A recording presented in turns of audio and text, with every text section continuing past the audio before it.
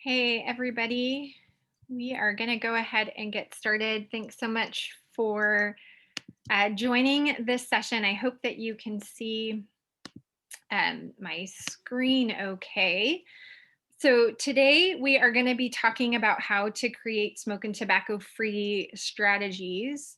And just a note that we will be using the Midwest Academy strategy chart, which if you are funded through the California Tobacco Control Program, you probably have that activity in your work plan to do a strategy session with any of the policy objectives that you're doing. So what we're going to do today is we are going to go through the strategy chart. So I don't know if you've been through the Midwest Academy strategy training.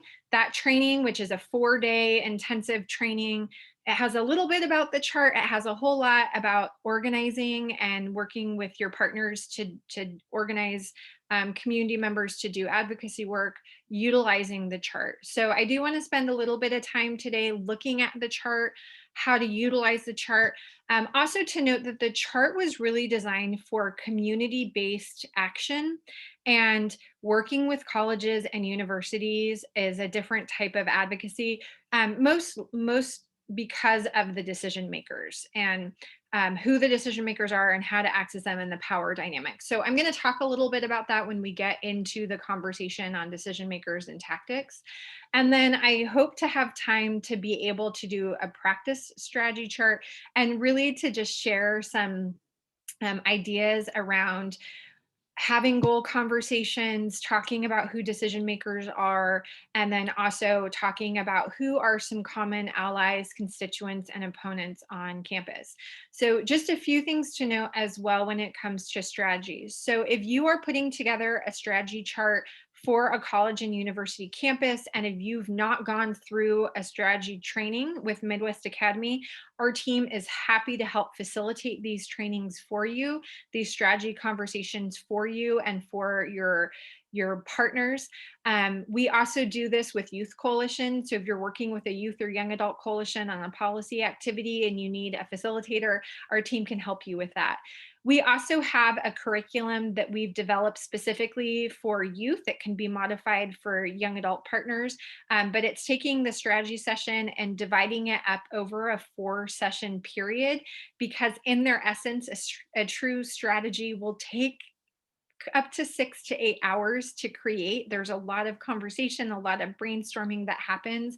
And we recognize that's a really long time for young people to have to sit in the room and have these conversations. So we've broken it up where you do a lot of the kind of the planning work to get it going. And then we have a curriculum for you to be able to have these conversations over a 4-week period. We also have one for 3 sessions where you have to do more of the work ahead of time. So just keep that in mind. If you haven't gone through the Midwest training yourselves, it would be pretty difficult to lead a conversation on the strategy chart.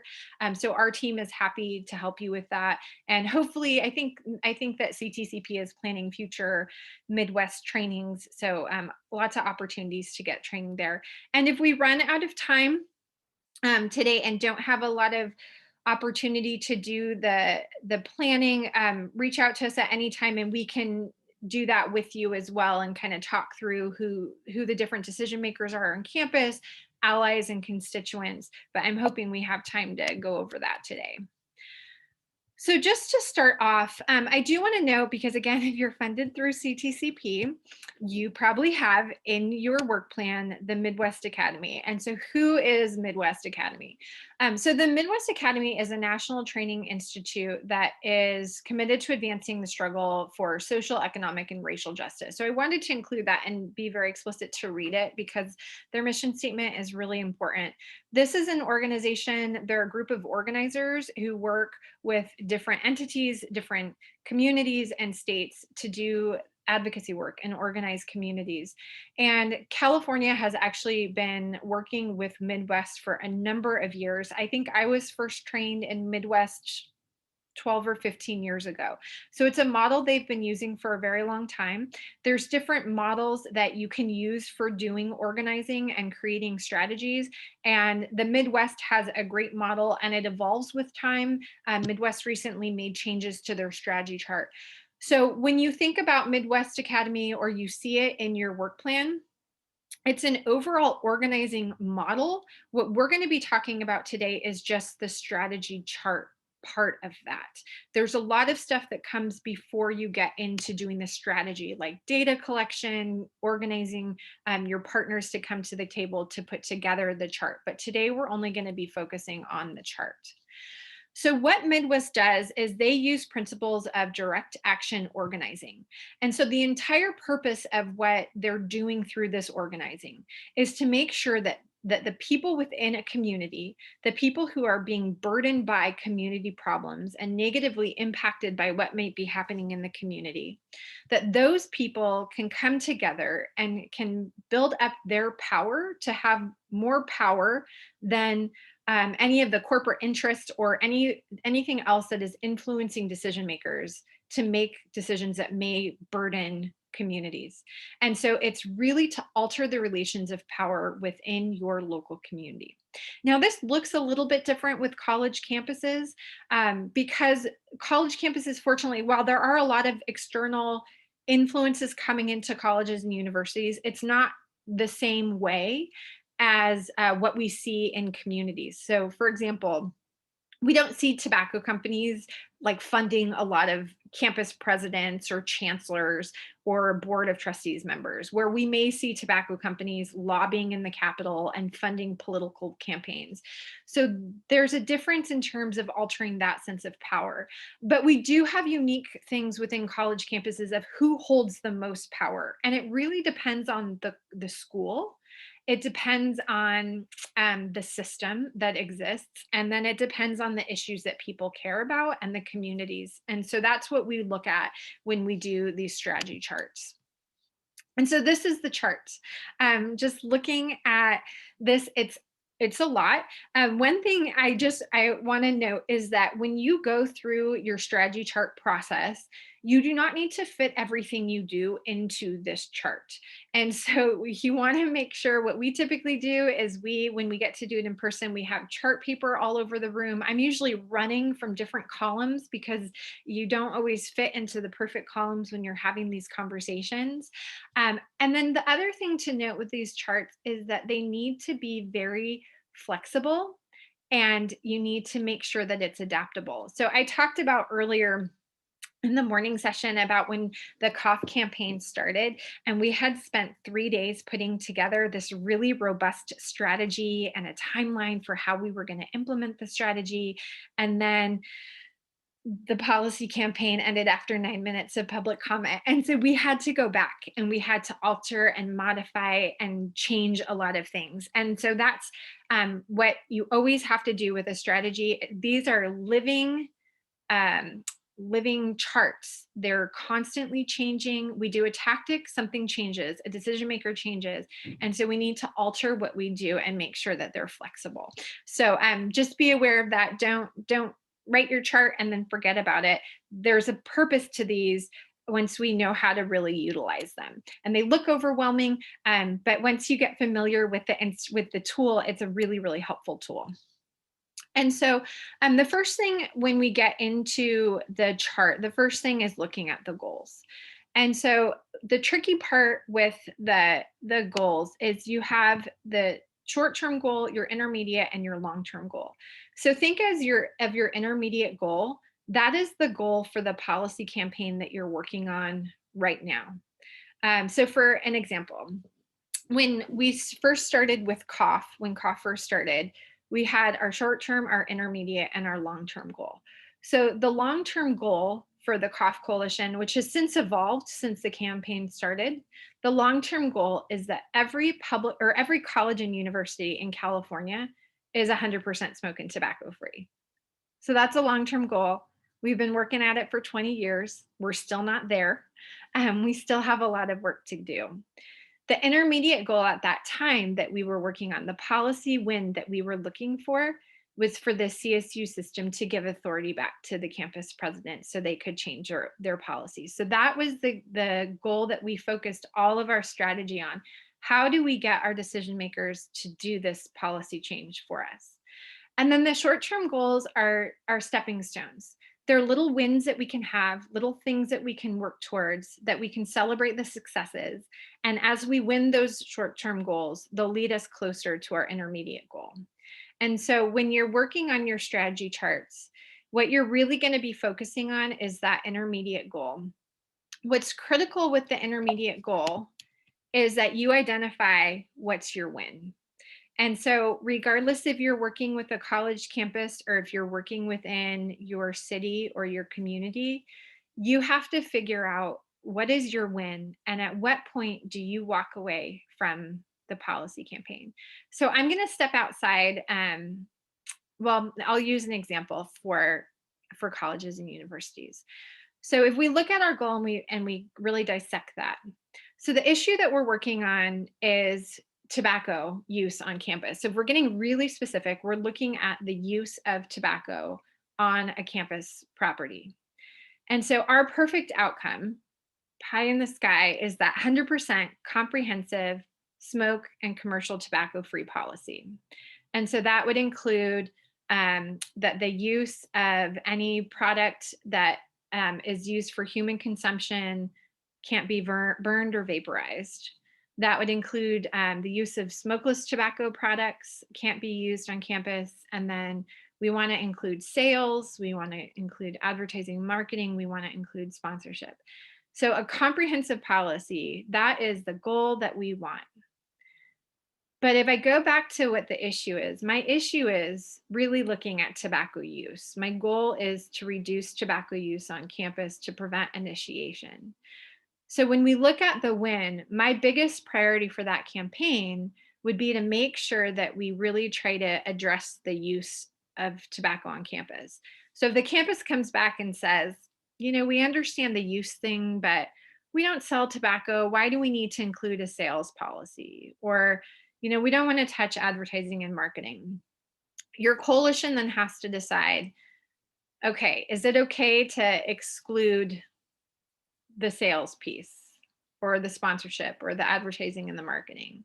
And if our issue is really about use on campus, then yeah, that's probably okay. Your coalition will have to decide, yeah, we're willing to walk away or to stay on this policy. But if they come back and say, we are fine with limiting tobacco use on campus, but we really don't want to ban it. So we're going to go with designated areas or maybe parking lots. We'll do parking lots. So we'll meet you partway in parking lots and say no for combustible products and no for commercial tobacco use, but only on main campus, not in parking lots. So at that point, you have to say, are we going to continue to work with the decision makers in this direction? Or do we say, no, that's not acceptable? And then we utilize tactics to pressure them to go in the direction that we want to go.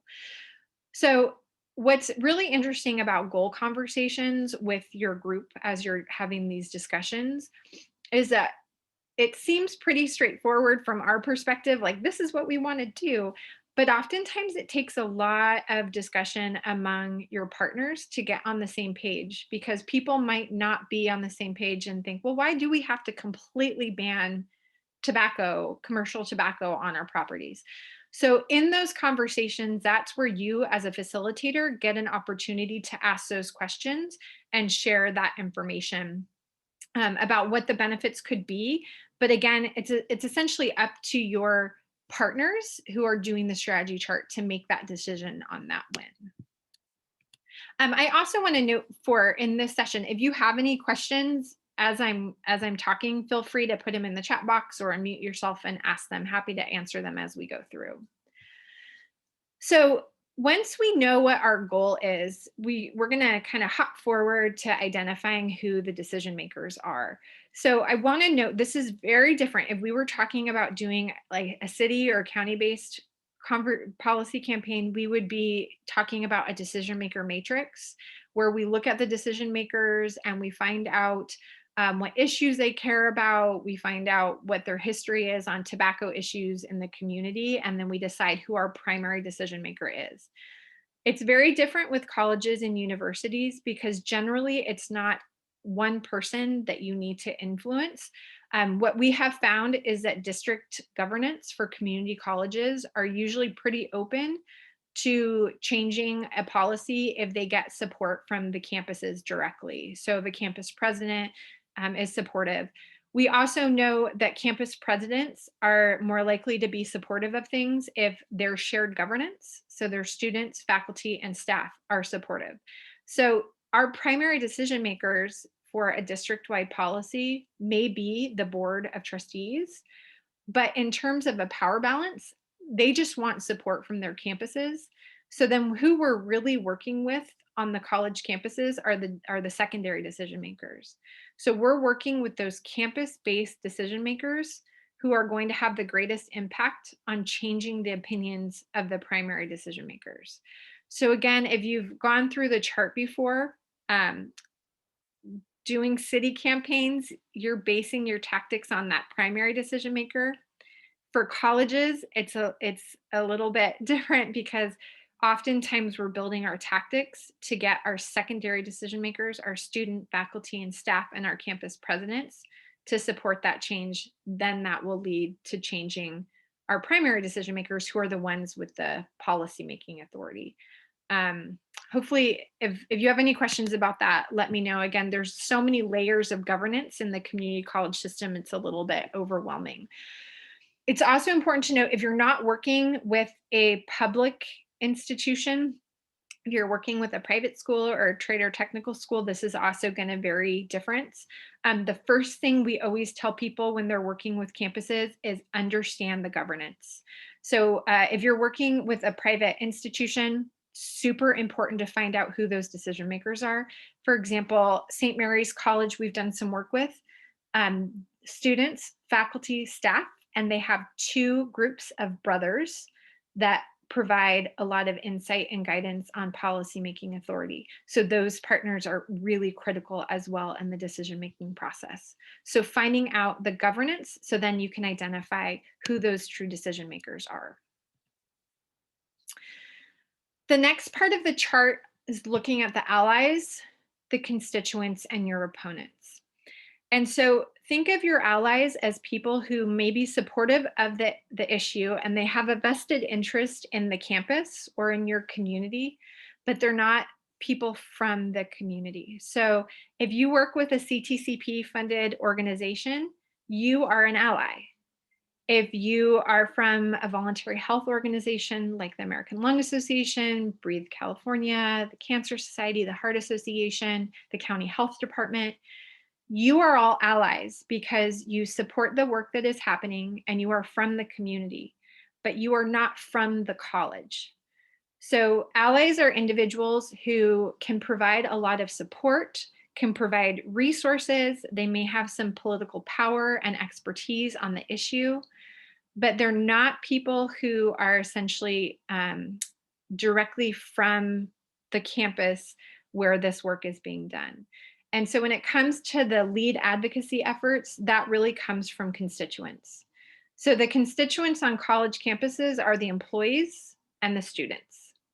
Those are the individuals who are on the campus property. Those are the individuals who the decision makers most of the time want to hear from, because they're the ones paying tuition. They're the ones on campus 40 hours a week. And so those are the constituents of the campaigns and really the lead advocates of the work. If you're working within a city, the constituents are the voters, the people who live within the neighborhoods where the work is happening, or live within the city or the county where the work is happening. And then the opponents, again, are just the people who are possibly against the work that's happening. So again, looking at the allies, we want to, the thing with the chart is you want to take everything that you have and then you just want to dissect it. You want to take it apart and you want to answer as many questions as you can and provide as much information as you can. So when we're looking at our allies, we want to know what resources do they have and what strengths do they have. And we'll circle back around to this later in the chart. But you all as tobacco control partners, think about what you can offer a community college or a trade or technical college because of the work that you do. So some things that we hear often, you can offer them free tobacco treatment resources like quick kits or print materials or linking to the California Smokers Helpline. You might have funding to offer campuses to get new signage, to pay for promotion of a new policy that they're doing. As allies, we can also support colleges and universities with our public health knowledge. So if there are grant opportunities for colleges, we can help them write those grant applications, or we can help them go through the process of implementing those projects. And so we have a lot of power in our knowledge as tobacco control partners and in the funding that we have that we can utilize to support campuses with that work. And then from a constituent perspective, these are the people who are on campus, and they also tend to have a lot more power over the decision makers than allies do. And so for college campuses, we look at people who have the power on the campus property. So students usually have a lot of power, right? Because colleges and universities wouldn't be needed if we weren't educating students. So they are an important group of people who have power. Oftentimes their voices might feel silenced and may be silenced by decision makers. We don't see that so much. Community colleges do an incredible job of lifting up voices of students, but oftentimes that they need a lot more support from that as well that we can offer as allies. Who else on campus might hold power? We know faculty have power over decision makers, and we know that unions, a lot of staff unions and faculty unions may hold power over decision makers. So they could be a constituent, somebody who we are going to be working with on the policy that would be supportive of it. At the same time, they might be people who are against the policy. So as you're talking about potential constituents and allies and opponents, think about why they would be in that category. And we're going to get into this in a little bit, but when we talk about, I'm going to use unions because this is an example that we hear often. So unions can either be an amazing advocate for the policy, and they can also be your worst opponents and your most vocal opponents. And so when we think about why they would be such an important partner, is because they are representing staff, and staff are on campus 40 hours a week. As Alex mentioned earlier today, we really need to protect our staff who are on campus. They have greater exposure to secondhand smoke and to tobacco waste. Typically, staff are longer users of tobacco products. If most people start using in their teen years or young adult years, and if you have staff who are working on campus, they've been using tobacco for longer, and they're maybe using more tobacco than students who are still experimenting with tobacco products. And so they can have amazing stories and be incredible advocates. But if we fail to work with our staff unions, they might feel like we don't care about their voice, or that we're impacting their workplace, which is really common. And so they'll come out and they could advocate against the work that we're doing and make this a union issue, which is really terrifying to decision makers. And so with that, we have to look at why would they be concerned? And one of the best ways of finding out why they would be concerned is to simply ask, how would this policy impact your members? What concerns do you have about the policy? Having a lot of conversations to understand where those concerns are so that we can address them. So the next column that we look at are the tactics. So these are the actual actions that we do to then influence our decision makers. So you all have these as in your work plans. If you're a CTCP funded organization, you have things like letter writing, meeting with decision makers, presenting to different groups. And so these are the things we will do to make sure that we can share our voice and whatever power we have with our decision makers so they'll change the policies.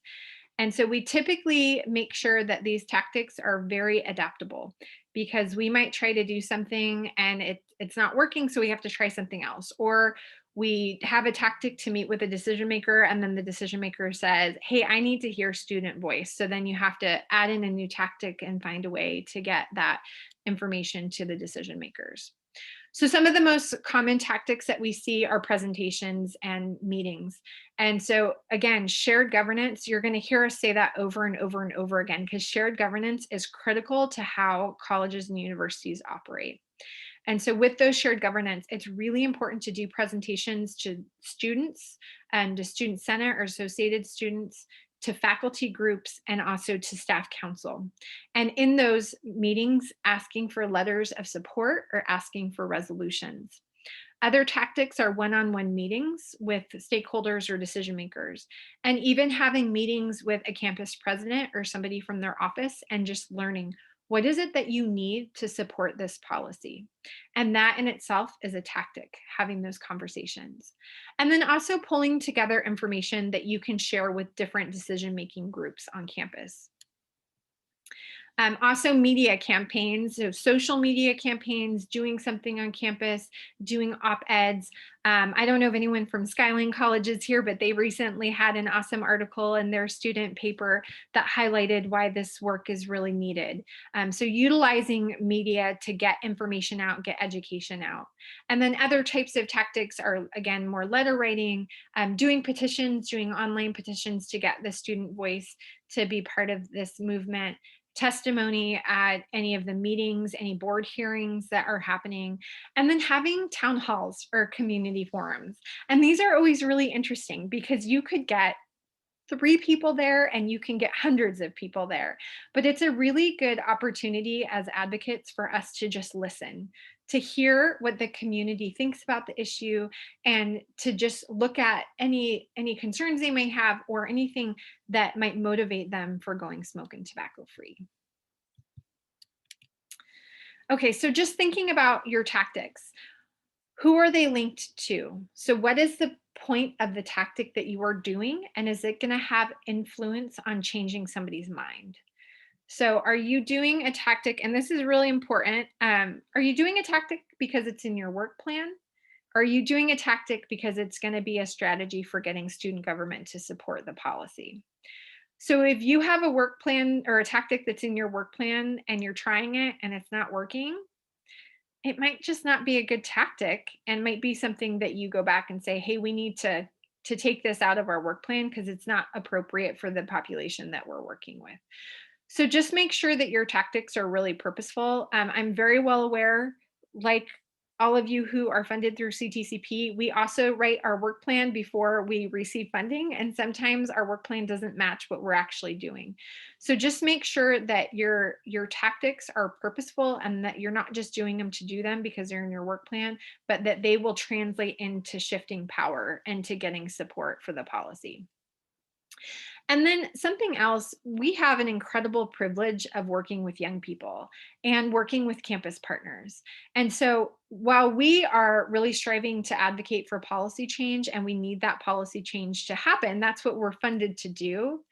Really, what we're also funded to do is support young people and their journey to become the next, well, I don't want to say the next, they are the generation right now that is leading change.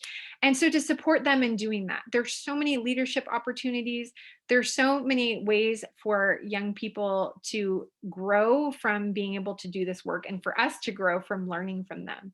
So what are the students getting from the work that they're doing with this campaign? Or what are faculty getting? What is the college getting through this partnership? So we were in a last session and AmeriContract was sharing about all the work they're doing with trade and technical schools. And that work is so benefiting the schools because their students are getting access to tobacco treatment resources and they're getting support and they're getting funding for signage. So how are our partners benefiting from the work that we're doing with them? And then just something to consider this, I left this in here for college work. It's really a lot more critical for your city and county work, but how will your tactics play out in the media? So if the media shows up, what are they going to say about what you're doing? This is really huge when a lot of people will say, well, why are they using taxpayer money to do that? This is a waste of money. This is silly.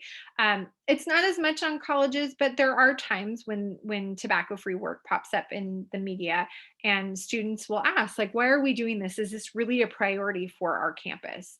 And being able to respond to that. And then looking at, this is the last part of the chart, looking at organizational considerations. So what resources do you have? What funding do you have? What materials do you have? What skill sets do you have to be able to do this work? This is generally something, it's an important part of the chart, but it's also something that we tell organizations, and hopefully TCP is not on here, but we tell organizations, like, you can do this yourself.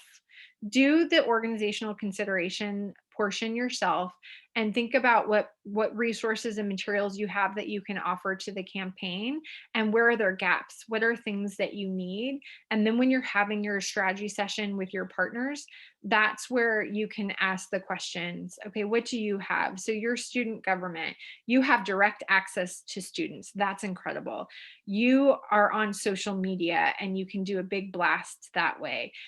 You have a direct line into the president's office because you meet with the president on a weekly basis. So these are all things that are assets for campaigns or resources for campaigns. And we want to list them all because that's going to help us know how to get our tactics implemented. And so again, I just mentioned looking at those existing resources, but then also gaps.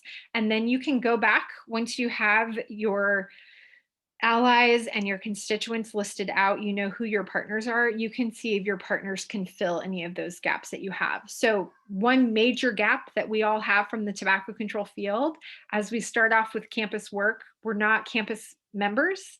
And so a gap is a connection to the campus, right? And so when we find that partner who is on campus, who is passionate about this, they're connected into the campus. They have a great understanding of the governance and how everything works. So that's a gap that can definitely always be filled. So where to start? We're not going to go all the way back to the beginning. As I mentioned, when you're doing advocacy, a campaign is a lengthy process that starts with data collection and problem identification and all of that. So we're only looking at the strategy chart specifically. So before you can do your chart, you need to build your team who's going to be part of this conversation. So some of the great partners from college campuses to include on your team to do the strategy. So those students who are interested in doing the advocacy work. So any young people, not young, they can be young. College campuses, the beauty of college work is that we're not only working with 18 to 24-year-olds, we're working with all age group populations. So inviting students to come and to be part of talking about this issue and identifying how to change the problem. Now, with this, again, I want to note that conversation on goals is critical. I've done strategy sessions with campuses where students will come and they'll say, I'm really interested in this and I understand what you're doing, but I'm really concerned about going completely smoke and tobacco free. And so then we walk through that and we understand why. And I've heard all sorts of really important things. Students who have said, I really want to go smoking tobacco free, but I'm a young female student and it really scares me to think about having to walk off campus in the evening by myself to go smoke. That's like a safety issue for me. Very valid point. I'm hearing advocates who say, this is a really important policy, but we have to recognize that we're in a wooded area. And if somebody goes off campus and throws a cigarette butt, it could start a forest fire. Very legitimate concern, especially here in California. So having those conversations about goals are really, really important. So bringing people on to develop the strategy who will have a vested interest in it and who want it to be successful. That is critical. Who not to have in your strategy session? The people whose minds you're trying to change, because the strategy that we're building is to figure out how to get our decision makers to vote in favor. So you may have somebody on the board of trustees or your board of governors who is super supportive and they want to be an advocate. If that's the case, this is a great place for them to be, and they should be part of the strategy session. But we don't want our decision makers who may not be supportive of this to come because they don't want to help figure out how to change the policy. They're not interested in that. So think of people who are the advocates who are going to be implementing the tactics. That's who your team is to do this work. Or who are your allies? Who are your constituents? Those are the people that we want to be in this group. So before I jump into the planning section, I do want to find out from those of you who have started the strategy process, would love for you to share who are some of those people that you have invited to do the strategy session with? Who are you working with on campus that's been a really great partnership? And you can either chat it or you can put it, or you can unmute yourself and share.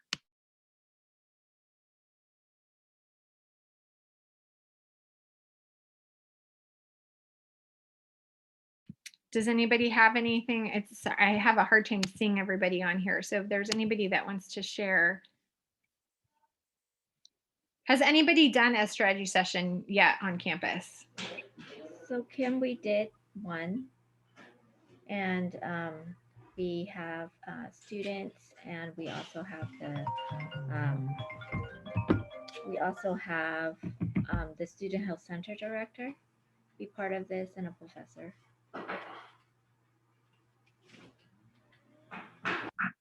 Awesome. Thank you, Tiffany. Yes, those are great partners. Having students, Student Health Center, the Student Health Center is a great partner. They understand governance, and many of our partners at Student Health Centers have been doing this work on tobacco-free policy for quite some time. So they're incredible partners to include. Does anybody else want to share any other groups that you may have been doing a strategy session with?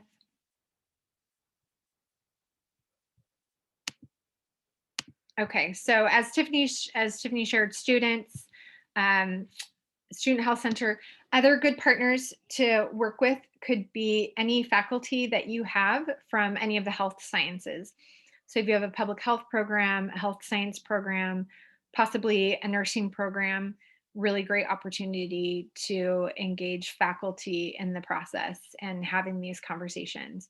I'm looking at other staff members. So Student Health Center, those are staff members, but also looking at other staff who may be impacted by this policy. So maybe somebody from buildings and grounds or facilities. Those are the individuals who are responsible for cleaning up all the tobacco waste, removing ash cans, changing signage. They're going to have lots of thoughts on this policy change. Again, finding these key partners who are supportive of this initiative and want to see it successful versus individuals who may be advocating against the work that you're doing. Not to say they don't have a voice, they have a really critical voice in our work, just not necessarily a voice while doing the strategy work. Okay, so we're going to move into the next section. I'm actually, just in the interest of time, I'm going to switch from the goal. I want to talk about decision makers and talk about, we're going to really dissect what the decision makers would look like on campus. So again, looking back at the shared governance piece. So we're going to set up a little mock scenario here. So in our scenario, we are working with a community college campus, and the campus that we are working on is part of a district that has 3 other campuses within the district. And we know, after looking at the board policy, that the district is the one that has the decision-making authority. So it is not the individual campuses. The policy change has to come from the district level. So when we're looking at that, our goal would essentially be to be 100% smoke and tobacco free. Let's just say that's our goal. Now, the trick with this district here, you have 2 routes you can go when it comes to the policy change. You can either focus on trying to get the whole district to go smoke or tobacco free, or you may identify that one of the campuses in the district has no interest in going smoke and tobacco free. In fact, not only are they not interested, but they're vocal opponents about going smoke and tobacco free. And so instead of trying to get the district to go smoke and tobacco free, you may say, nope, we just want the district to give the authority to the individual campuses to go smoke and tobacco free. So those are 2 of the policy options that you have. So again, back to that goal conversation, you have to talk about, what is it that we want to do? In this case, what we're going to do, we have had lots of conversations about this, and we've decided really the best thing that we can do is we need a uniform policy for all 3 campuses in the district. And the reason for that is because we have found that our students go between all the 3 campuses, and having 3 different policies is really confusing. And so we are going to advocate for a district-wide policy.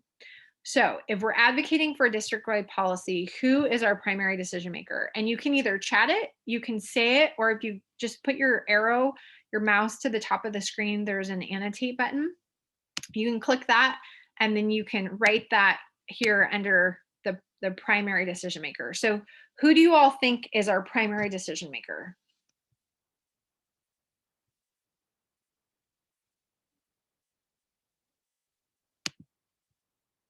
Any thoughts on this? Would it be the Board of Trustees? Yeah, that's right. So the Board of Trustees. And so somebody just said also the district board members. Yep. So you're right. It's the Board of Trustees. And so with that, of course, you want to kind of look at who the Board of Trustees are. You might have a champion on the board, but the board is the group that you need to create change. So again, it's a little bit different with the community colleges versus looking at like a city council or board of supervisors, because oftentimes if they get support from secondary partners, then they're gonna change. So your Board of Trustees are your primary decision makers. You'll want to look at who's on the board and see if there's a champion. So maybe you have a champion, and that person is going to be the individual who is going to help you get it introduced to the board and help really advocate for that. But when we design our tactics are to get the whole board to create that change. So when we think about our secondary decision makers, who are the secondary decision makers? And go ahead and type it or just share it in chat, or you can unmute yourself.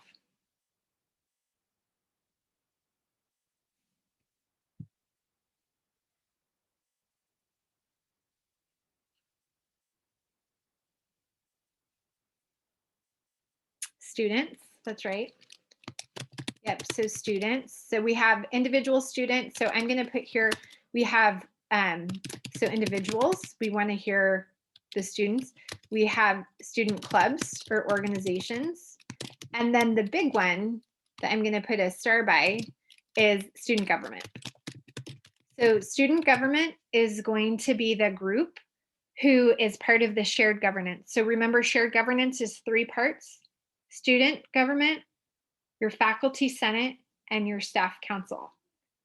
So our students, we need student buy-in. Our student government's going to want to hear from clubs and organizations and students so that they can then decide on behalf of all of students what they have to say about this policy. Who else? And we're going to do one more because we just have 2 more minutes before this session ends.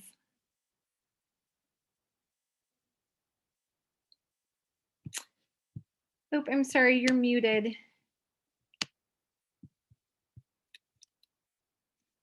I still can't hear you. I'm so sorry.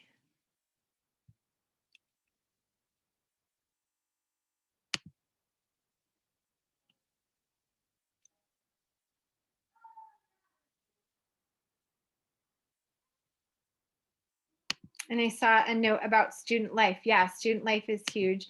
And Miriam said faculty. That's right, faculty. So faculty, usually the organized faculty group is called faculty senate or individual faculty.